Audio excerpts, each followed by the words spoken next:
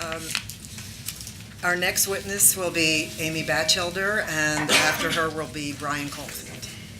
Good morning. Good morning. I am Amy Batchelder.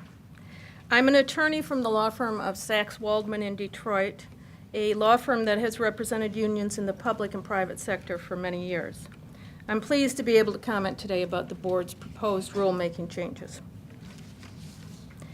I am relatively new to the private practice of law, having spent the majority of my career working for the NLRB in the Detroit Regional Office, the biggest and busiest regional office in the nation. I worked there for 25 years as an attorney, a supervisor, and a deputy regional attorney, and was involved in every aspect of representation cases, from conducting elections to holding hearings and writing pre- and post-election decisions. I trained and supervised employees in every one of those activities also. Arnold Pearl wants me to mention that we find ourselves reunited today after about 30 years after trying a case in the Detroit region, but I think he just wants me to stop talking. I view the proposed changes as largely modest and incremental variations on standard good regional practice in pursuit of the agency goal to expeditiously and efficiently process our cases. Many aspects of these cases are already in practice. I'm going to comment on two of the proposed changes, the 20% rule and the statement of position at the pre-election hearing. From my experience and observation, delay is often used as a tactic in election cases. Merely by refusing to agree to an election, a party can effectively dictate that the region hold a pre-election hearing. Under current practice, the mere opening of the hearing guarantees that an election will be delayed for more than a month from the time the hearing closes, whenever that is. This is due to the mandatory 7-day briefing and the 25 days required for the request for review. Many of these pre-election hearings involve eligibility issues that can and would be deferred absent a deliberate desire for delay. Parties have admitted as much. The regions have always had a practice of deferring resolution of eligibility questions to after the election if the parties agree to do so.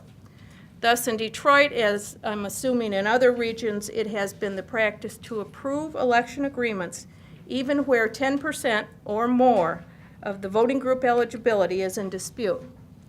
This deferral by agreement of the parties avoids the lengthy litigation of complex factual issues and also avoids expenditure of time and effort, which more often than not is mooted by the results of the election.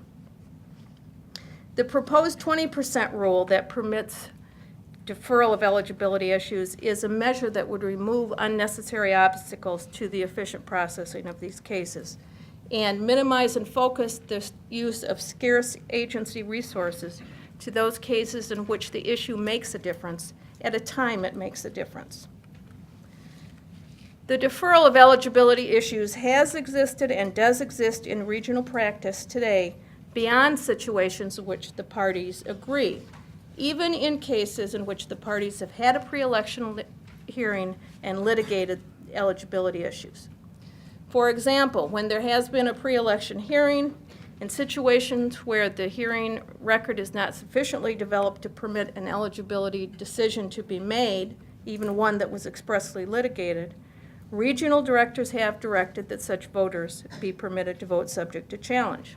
Likewise, where an issue is raised in the hearing but the parties didn't take a position as to eligibility, regional directors have directed that these voters could vote subject to challenge.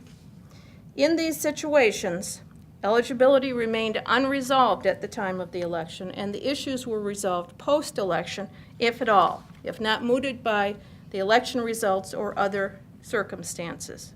This is the existing NLRB policy. Finally, the issues related to the required statement of position in the pre-election hearing reflect little more than what is current standard pre-election hearing practice. At the onset of a hearing, it is the hearing officer's job, through consultation and questioning of the parties, to define the outstanding issues and obtain the respective positions. The requirement that parties present evidence via an offer of proof is also a common practice to preserve the rights of parties with respect to those issues while avoiding needless expenditure of resources. I commend the board for the continuation of the focus on the important work that the agency does. The proposed rules in many respects merely standardize good regional practices as I have known them and modestly update such practices in conformity with modern-day communication methods. Thank you for consideration of my position. Thank you. My colleagues have questions? Member Hayes?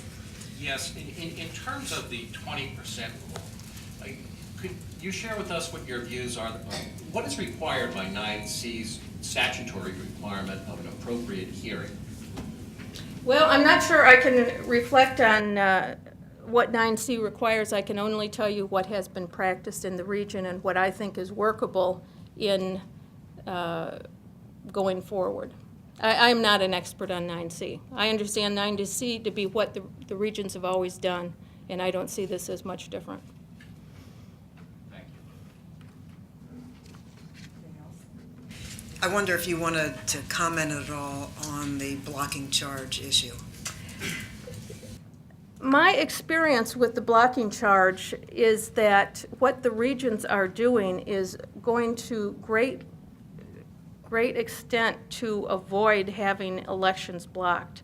I have filed charges that I thought should block elections, and when that happens, the region expedites the election and gets a decision, and very rarely, in my experience in the regions, do blocking charges result in actual blocking. Thank you for being with us here today and for your thoughts.